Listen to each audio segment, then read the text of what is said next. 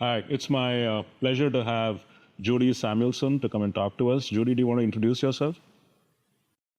Or good morning or good afternoon or whatever time it is where you are, Shiva. Judy Samuelson, I lead the Business and Society program at the Aspen Institute. We're one of dozens of programs for which the Aspen Institute is our home base, and we're employees of the Institute, but kind of operate on one program within the context of dialogue and leadership development. So, Judy, you've thought a long time about the role of business in society, about what you might call, quote unquote, sustainable businesses. And we all agree we are at an interesting juncture in history. So, of late, you've written a lot of insightful pieces about leadership, levels of change, governance, and the like. Would you want to summarize some of the key insights from these essays, perhaps?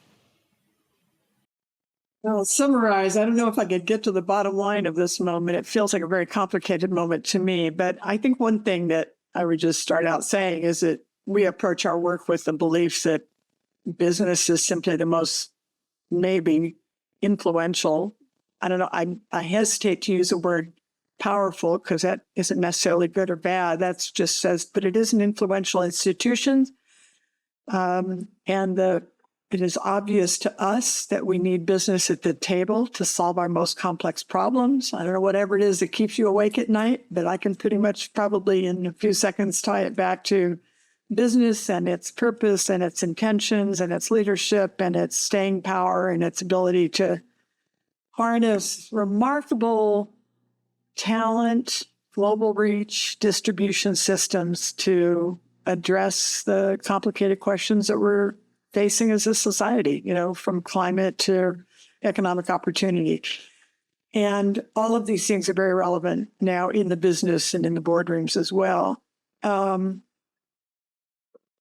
think our work, the Business Society program has been around for a little over 25 years at this point. And our work is naturally drawn on the Aspen Institute's kind of capacity around dialogue, but also working with leaders within. And we focus principally on large corporations, less so small corporations or kind of purpose-driven corporations, although that could describe many large corporations today, I think, authentically.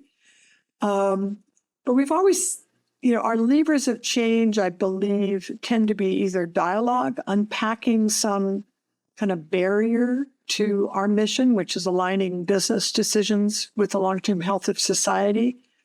So I can return to that a little bit, but the other lever is identifying change agents inside corporations and the kind of organizations that influence business and work, from finance to, consulting. But driving the change from within means really finding ways to support people who are doing the heavy lifting and better equip them with the skill set and the capacity and the networks and the confidence. And I will add this word and the courage today to, stay out the work. If we kind of cast back, we got in the dialogue business after the implosion of Enron. And so that's 2001. And we all kind of woke up the next day realizing that I think it was the largest market cap company on the stock exchange. And it disappeared basically overnight, much like Arthur Andersen did in the wake of the failure of Enron.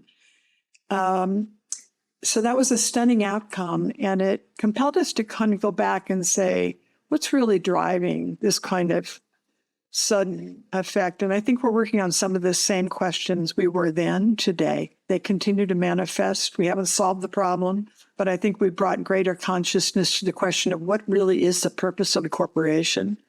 And that's something we started working on, probably spent 10 years working on both business classrooms, understanding what was going on in the teaching of law as well, but has brought us into other questions about the incentive systems that drive behavior. I mean, one fundamental question is if we really say that the purpose of the corporation is something other than shareholder primacy, then why do we pay executives in stock? That is the biggest driver of their pay package. So that gets you into these questions of kind of what else happens below intentions in law that's actually keeping us in place rather than allowing us to move forward.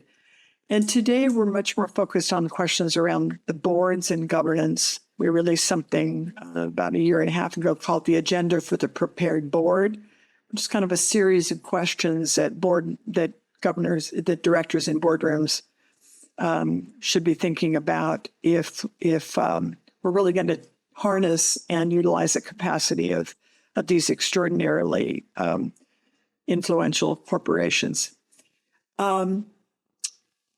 I think the other question that kind of guides our work is how does a change take place? We can opine about what we wish were the case, but as I prepared for a session that we're going to be hosting at our own Business and Society Summit in a couple of weeks, it's about kind of courage in the boardroom. And, we start kind of, as we peeled it back, we start saying, does a change take place because of who's on the board and the leadership of the board? Does a change take place because we can see examples of boards that are different? Could we create a list of 10 boards to keep an eye on?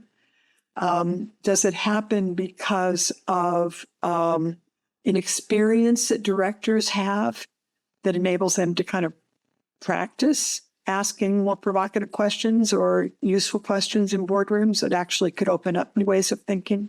So that's the kind of work we do. So I love all this, and I guess we're both trying to solve the same problems, but probably from a very different lens, right? So I'm less down on shareholder capitalism than you are, but let's pick two things to kind of maybe chew over a little bit. Executive compensation.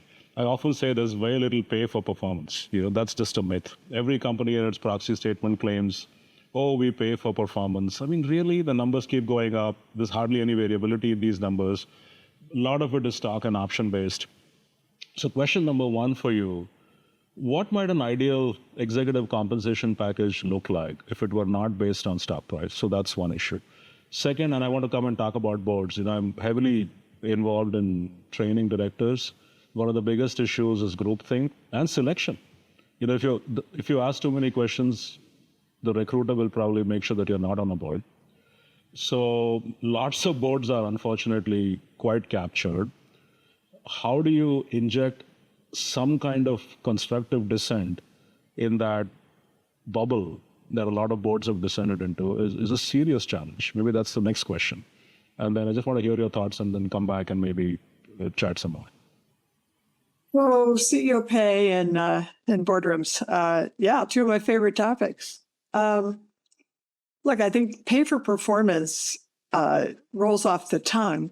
What kind of performance are we talking about? If we could figure out what a performance that actually is truly a measure of the long-term value that a corporation creates, and maybe it's not that shareholders shouldn't benefit. I mean, they're taking some risk, although I'd say marginal risk. They can exit at any point in time. They're certainly taking less risk than employees when they sign on.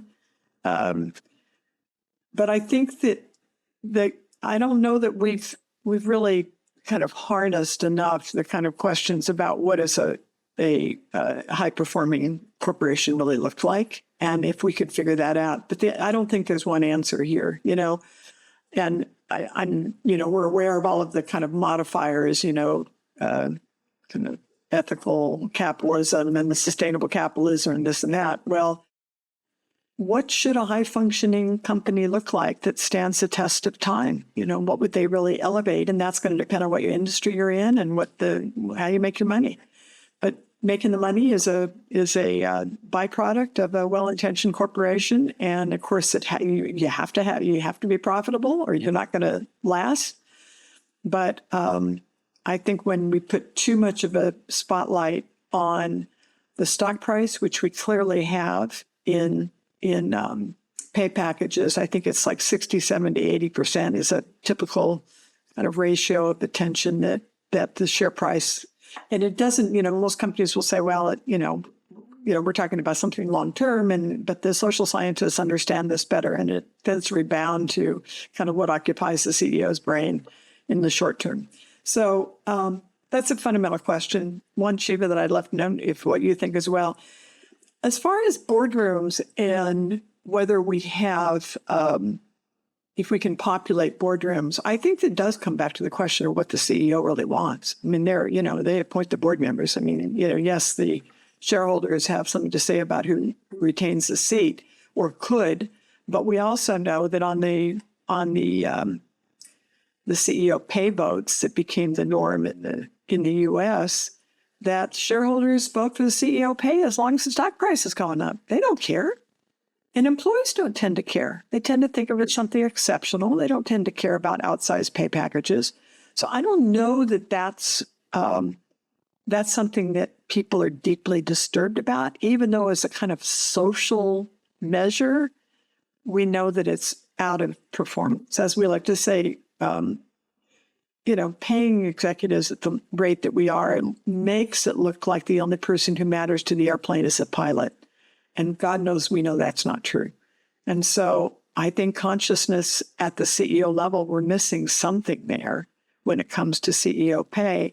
And I think CEOs who actually are confident about their leadership would want people in the boardroom who can take them to a place that they can't get on their own. So, it's hard to imagine without the CEO having the confidence to have a board that they're really going to learn from. I don't know how that can be fixed.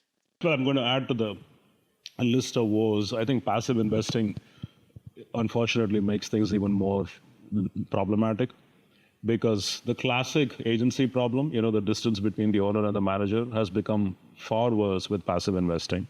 So if you look at a classic IBM or Netflix, 25% of the stock is owned by Vanguard, State Street, BlackRock.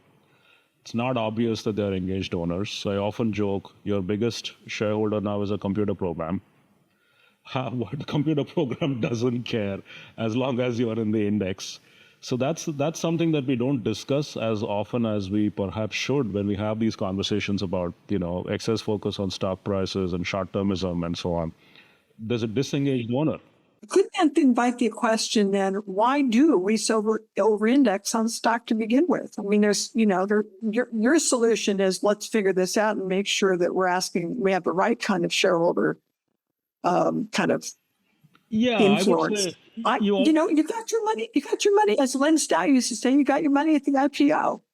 Why does a company need to pay as much attention to the share price? I mean, if they stay focused on the business, the shareholders will benefit in time. True, because we don't have owner managers. So maybe it's no accident that, a lot of our trillion-dollar companies these days are run by owner managers. Look at, NVIDIA, look at Musk, regardless of how you think about them, Bezos and Amazon. Maybe the Google guys left early because they said management is not for us, etc. So unless you have some other motivation, that is to manage for legacy, finding a measure of value add is very difficult. You can use accounting value add, but the problem with accounting value add is that it doesn't take into account future prospects. So let's say you're doing something great, investing for the next 15 years, like a Netflix. Netflix is not making as much money now, but the hope is that it's going to be a market leader in the future. How do you capture that element of value add? So share price per se is not a problem if you have an engaged owner, in my mind. If there are checks and balances on governance, which I fully agree with you, are by and large broken. There's excess trading. You're right. Sorry, you had something to say, Judy. Come back. So let's. I use books that I dropped during. It's not like I drop books all the time. It's my first and only book. I'll never do another one. That's for sure. I love that book, by the way. It's a fabulous book. I use the example of Kurt Heller, who really turned around Southwest in its day. And I think successful CEOs have kind of real animating idea of what really drives value. I think they a lot of people say, customers first, but I think his attention to the employee, became a real hallmark of his success. And it's something that influenced, I believe, for at least a moment in time, his industry. And so I just think that's ultimately the ability of a CEO to unpack the enterprise and think about what are the things that are absolutely, and this gets back to this question of courage right now, what are the things that are instrumental to our long-term effectiveness? Is it the health of the supply chain? Well, then we're going to index on that. Is it, the ability to attract and retain a certain kind of talent or thinking or service level? Then they better be focused on that. And then that would drive other ways of thinking about, are we on track or not? That's where I feel like the over-attention of the share price, that's going to be derivative. You can directly influence, and we see boards do this a lot, is by buying back shares of stock, or doing something else that's going to manipulate the stock price. And it happens all the time. So if the CEO is not focused on fundamental questions, it doesn't also help them stand up and say, this is important to us. I see the pressure to unwind or reduce our commitments or step back from things that we think are important. Let me tell you why it's important to the health of our business. And if they can't answer that, I think this moment is really problematic. You're right, and there are many such CEOs. But the flip of what you argue is also true, by the way, Judy. In the S&P 1500, there are about 250 to 300 companies that haven't even beaten U.S. Treasuries in terms of stock price, okay? If you take the stock price appreciation plus dividends, they haven't even beaten U.S. Treasuries for the last 10 years, meaning you're better off just buying U.S. bonds and not doing anything. But nothing's happened to these people. Okay, the CEO is still around, the board is still, shows up 6 times a year and pretends to do something. So to me, governance is the problem. It's not stock price, and it's only getting worse because of indexing and other issues that we discussed. If you have disengaged... That's what I would... Sorry, I missed your comment. What would you do to fix it? You need engaged governance. And, with indexing, it's not possible. You almost need an anchor investor, somebody like a Buffett who actually... But how many Buffetts exist? I mean, he's also like 90 or something. If anything, it's going the other way. Indexing is now going to become bigger with bonds as well. Already big in stock. It'll go overseas. It's already going there. Trading is it's so easy to get in and out. And if you're in the index, you keep getting, checks from you and me, 401ks and 403bs. Every month we send money to buy the 500. We don't have enough accountability on the index maker's shoulders.